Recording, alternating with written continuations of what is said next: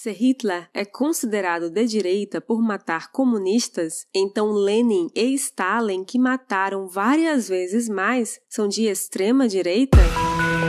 Este é o Visão Libertária, sua fonte de informações descentralizadas e distribuídas.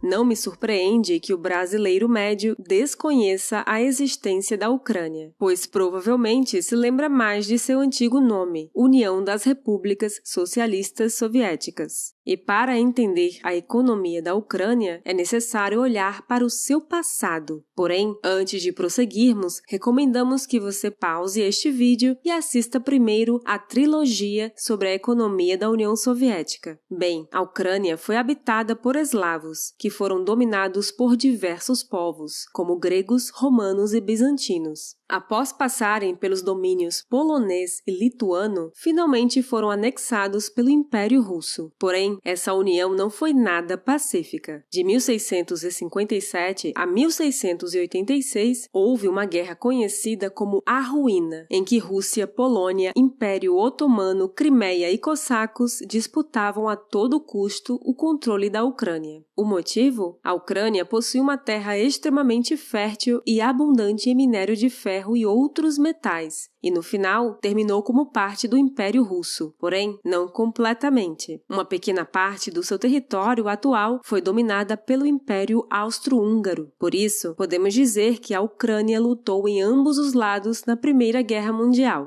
Porém, a Primeira Guerra causou a queda de ambos os impérios, e por isso, dois países foram formados em 1918. Em janeiro, a parte russa virou República Popular da Ucrânia. Em julho, a parte austríaca formou a República Popular da Ucrânia do Oeste. Só pela palavra popular já é possível perceber o viés socialista dos dois movimentos nacionalistas. Entretanto, os dois países duraram muito pouco. Em janeiro de 1919, houve a fusão de ambos em um único país, a Ucrânia. E essa união durou menos ainda. Em março de 1919, a parte oeste foi incorporada pela Polônia, em troca do reconhecimento da Ucrânia como uma república soviética. Porém, diferente do que os livros de socialismo do MEC ensinam, os ucranianos não estavam satisfeitos em fazer parte da União Soviética. Os comunistas ucranianos queriam implementar o anarcocomunismo, fundando diversas comunas, principalmente no sul do país. Caso não se recorde, após a Revolução, a Rússia teve dois governos simultâneos, um nacionalista e outro comunista. Numa tentativa de mostrar poder, o governo nacionalista tentou dominar a Ucrânia, que na visão deles ainda fazia parte da Grande Rússia. Então, enviaram o Exército Branco para dominar os anarquistas. Para combater esse exército invasor, os anarquistas da Ucrânia fundaram o Exército Negro. Essa armada era voluntária. Pessoas se uniram para defender suas comunas livremente. E mais surpreendente ainda, conseguiram vencer o Exército Branco diversas vezes. Não entenda errado, o sistema anarcocomunista está fadado ao fracasso, assim como o comunismo normal, pois ambos ignoram a propriedade privada como meio de resolver conflitos, além do problema do cálculo econômico, que no socialismo sempre será impossível de se resolver.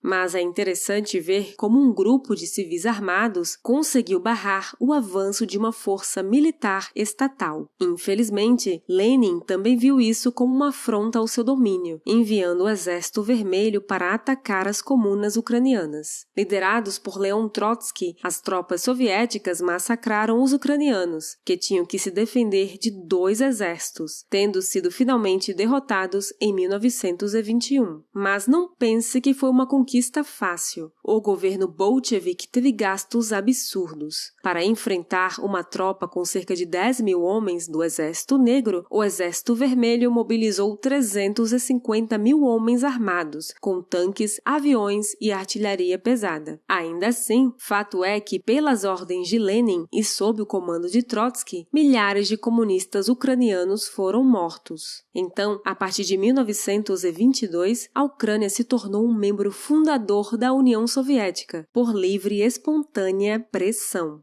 Daqui em diante, quando falarmos da Ucrânia, nos referiremos à maior parte, pois a pequena parte a oeste ficou sob o domínio polonês. Não que isso faça tanta diferença, já que após a Segunda Guerra, a Polônia virou um estado fantoche da União Soviética. E não pense que dentro da União Soviética os ucranianos estavam a salvo. Além de todos os problemas que já abordamos na trilogia sobre a economia da União Soviética, um outro evento salta aos olhos pelo tamanho do absurdo que foi: o Holodomor. A palavra Holodomor significa morte pela fome. Você já deve imaginar o que aconteceu, mas vamos contextualizar um pouco. As fazendas na Ucrânia eram chamadas de kulaks. Eram pequenas propriedades de terra onde os agricultores cultivavam o solo, ficavam com uma parte da produção e trocavam o excedente em mercados nas cidades. Porém, o governo soviético achava isso um absurdo. Como assim? Esses camponeses têm propriedade privada? Tudo tem que estar nas mãos do Estado. Logo, todos os kulaks foram coletivizados a partir de 1931, e milhares de pequenas fazendas tornaram-se grandes pedaços de terra pertencentes ao Estado. Acho que latifúndio só é feio se for privado, né? Nessas novas fazendas, os trabalhadores cultivavam a terra sob ordens estatais, com aquela ineficiência padrão que você já conhece. Por causa disso, a produção agrícola da Ucrânia caiu 40% em um ano. Foi de 7,2 milhões para 4,3 milhões de toneladas em 1932. Ainda assim, a quantidade era suficiente para alimentar toda a sua população com relativa tranquilidade. Porém, para o governo soviético, isso era inaceitável. Uma redução de 40% na produção por causa de um plano estúpido do governo era impossível. Então, adotaram a explicação padrão de todo socialista: colocar a culpa nos outros. Logo, a narrativa soviética era de que trabalhadores das fazendas estavam roubando comida. E para piorar, inspirado no massacre de Lenin contra a Ucrânia, Stalin proibiu a distribuição de alimentos para os ucranianos, até que recuperassem toda a comida roubada, que, diga-se de passagem, nunca aconteceu. E o que os ucranianos iriam fazer?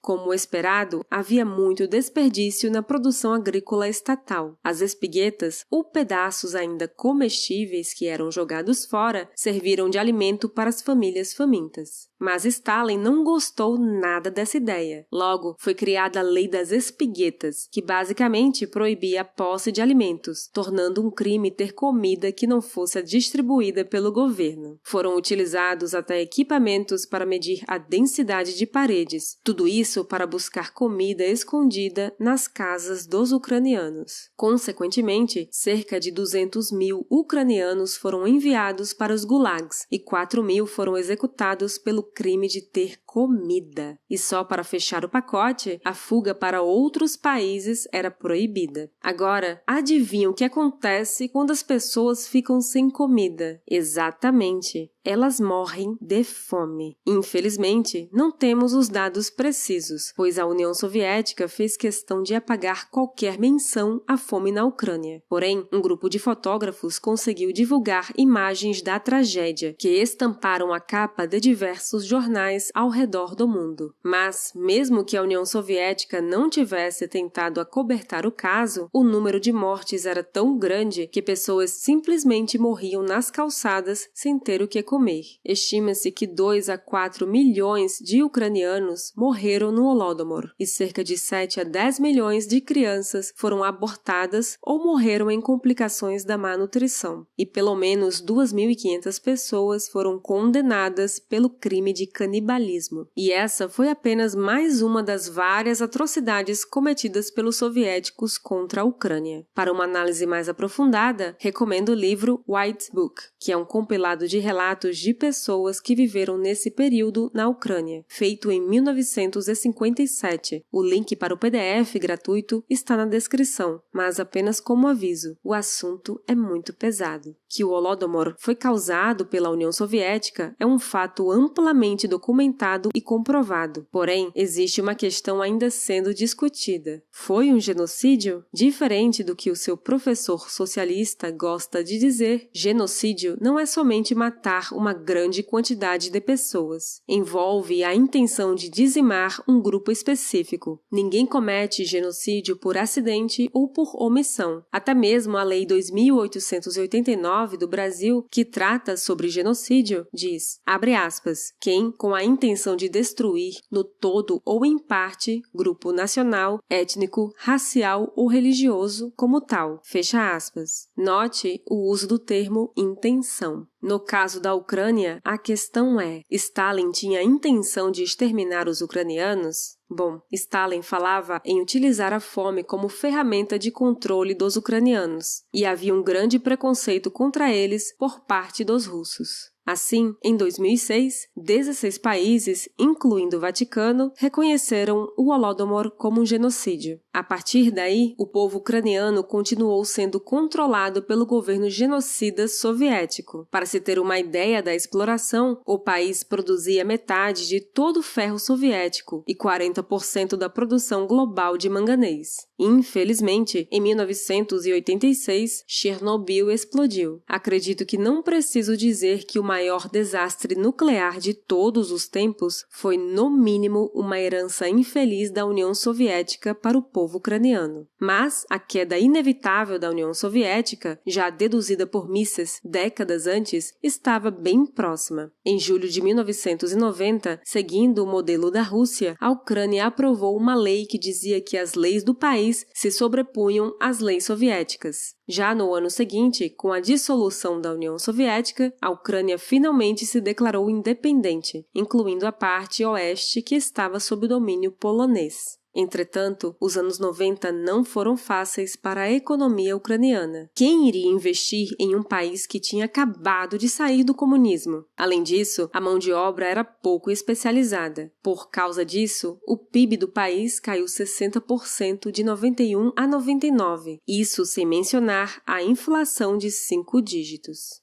Para piorar, os antigos oficiais do governo soviético não queriam largar o poder, criando burocracias e exigindo subornos, que eram muito comuns na época. Atualmente, a Ucrânia é um país ainda mais corrupto que o Brasil, acredite se quiser. Tanto que diversas eleições foram contestadas e houve até uma tentativa de assassinato de um candidato presidencial. Soa familiar? Porém, a partir dos anos 2000, a economia começou a melhorar através do aumento nas exportações de metais e alimentos. Infelizmente, o maior parceiro comercial da Ucrânia é a Rússia, e o presidente sinalizava uma maior aproximação ao governo russo. Digamos que a população ucraniana não gostou muito da ideia, por ainda se lembrar dos horrores que sofreu nas mãos da União Soviética. Assim, em novembro de 2013, os ucranianos passaram a protestar por uma aproximação maior com a União Europeia ao invés da Rússia. O presidente amiguinho da Rússia não gostou das manifestações e enviou as tropas pacificadoras, resultando em aproximadamente 100 mortos e 100 desaparecidos. O conflito estava escalando tão rápido que o presidente teve de adiantar as eleições e, para surpresa de 0 pessoas, a oposição ao presidente foi eleita. O ditador russo Vladimir Putin também não gostou da ideia de a Ucrânia ter um novo presidente que se opunha aos seus interesses. Então, poucos dias antes da eleição, a Rússia invadiu a Crimeia, uma península no Mar Negro que era província da Ucrânia. Porém, após a tomada pelos russos, foi feito um plebiscito em que a maioria dos habitantes votou pela anexação com a Rússia. Lógico que ninguém reconhece um plebiscito feito em meio a uma ocupação militar. Fato é que, em decorrência da invasão russa, a economia do país despencou 68% em 2014. Guerra é incerteza e afugenta investidores do país. Um fato interessante é que, por causa da ocupação russa, a população da Crimeia, ainda considerada ucraniana, não vota nas eleições do país, pois o governo tem medo de uma manipulação russa das eleições. Mas, para surpresa de todos, em 2019, os ucranianos elegeram um comediante para a presidência do país. O Danilo Gentili ucraniano, Volodymyr Zelensky, assumiu o poder com uma pauta anti-Rússia. Mas não pense que ele é um extremista de direita. Zelensky é a favor da liberalização das drogas e do aborto, mas é contra o porte de armas. Não sei porquê, mas essas propostas me lembram o PSOL. No fim das contas, a Ucrânia possui um forte sentimento anticomunista. Porém, não podemos dizer que isso se traduz em uma maior liberdade. A Ucrânia figura na posição 127 do Índice de Liberdade Econômica, mas ainda à frente do Brasil, que fica na posição 143. Sim, somos piores do que o pedaço da União Soviética que sofreu uma explosão nuclear. A herança soviética ainda é muito forte no país, tanto na corrupção quanto na burocracia, o que infelizmente faz da Ucrânia a pior economia da Europa. Porém, ainda há esperança. A aversão ao comunismo já é um progresso valioso. Basta que a população entenda o porquê do socialismo ter gerado tanta miséria para os ucranianos e abraçar de vez a liberdade. Obrigada por sua audiência! Este artigo foi sugerido e escrito por Liber Road, revisado por Paulo Almeida e narrado por Baby Yoda. Se você quiser contribuir para a causa da liberdade, clique no like e compartilhe o vídeo em sua rede social. Considere também se inscrever em nosso canal e clicar no ícone de campainha. Até a próxima!